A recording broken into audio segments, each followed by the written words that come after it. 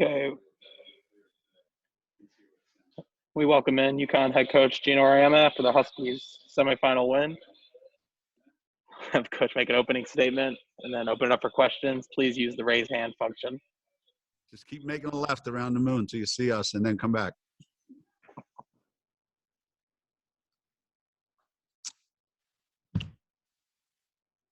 Opening statement, coach. What is it? Opening statement.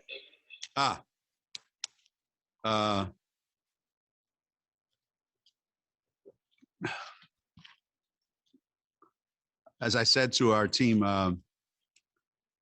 in the locker room, there's it's a great feeling when you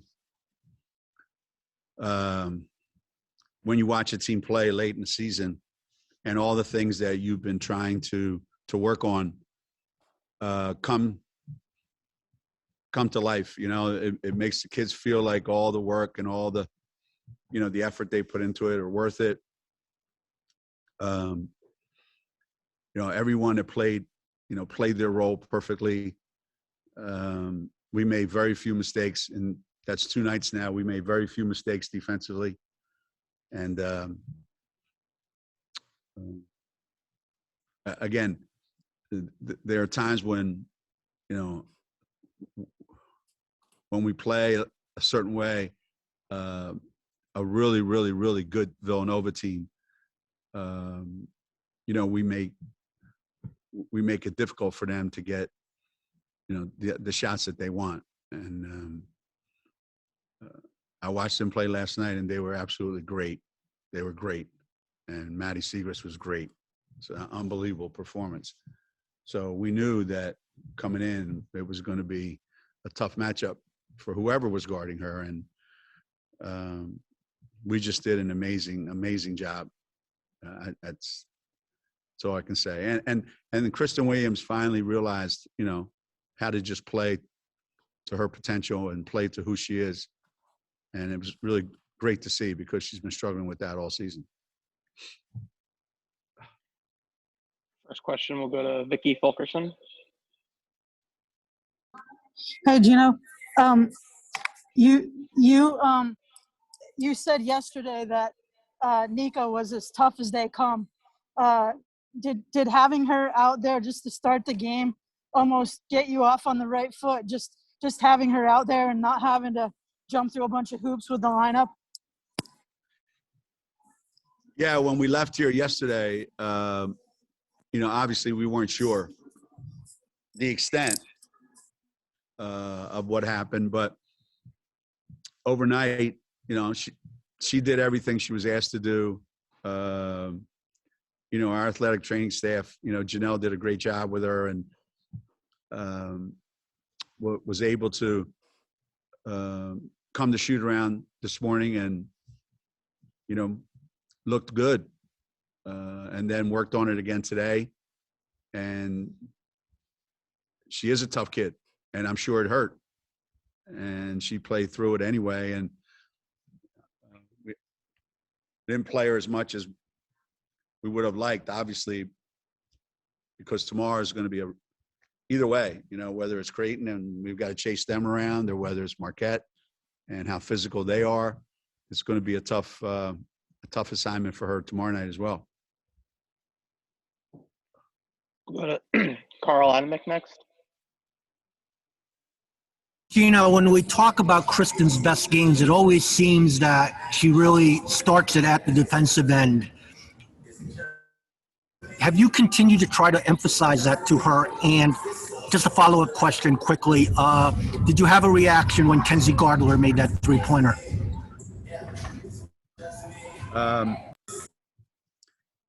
Yeah, Kristen's taken on a defensive mindset for a big part of the second half of the season, and it's allowed her to focus on the entire game, not just one aspect of it.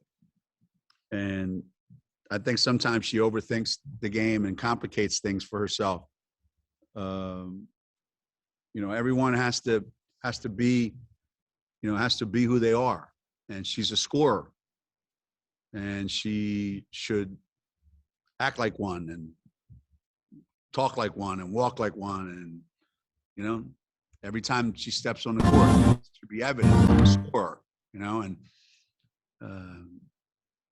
and I think today was the culmination of her being great defensively on a really tough assignment, and just letting the natural part of who she is happen on the offensive end.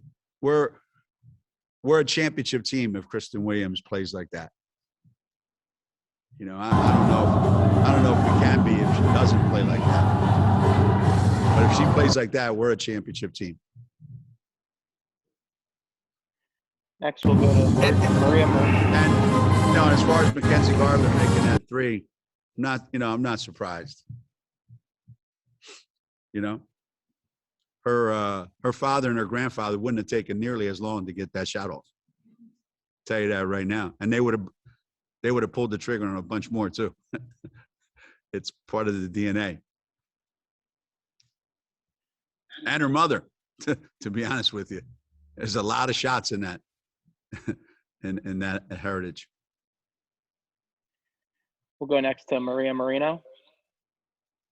Hey, Coach, not only with Kristen Williams on Maddie Siegrist, but can you describe just how seriously your whole team took their defensive assignments?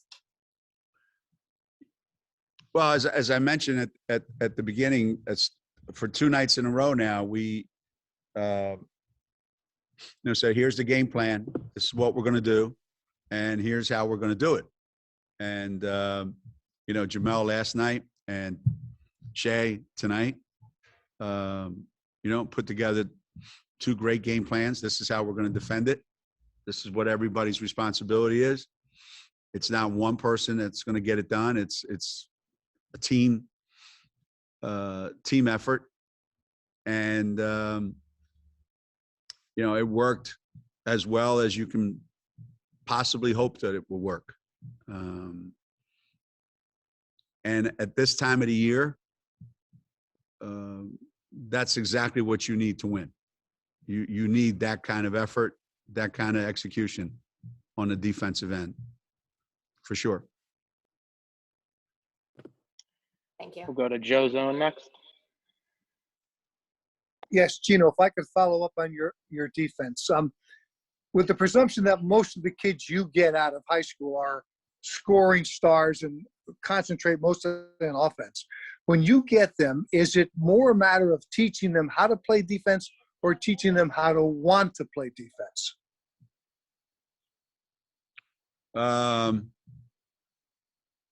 Well, with very few exceptions, I could probably name them on one hand in 37 years.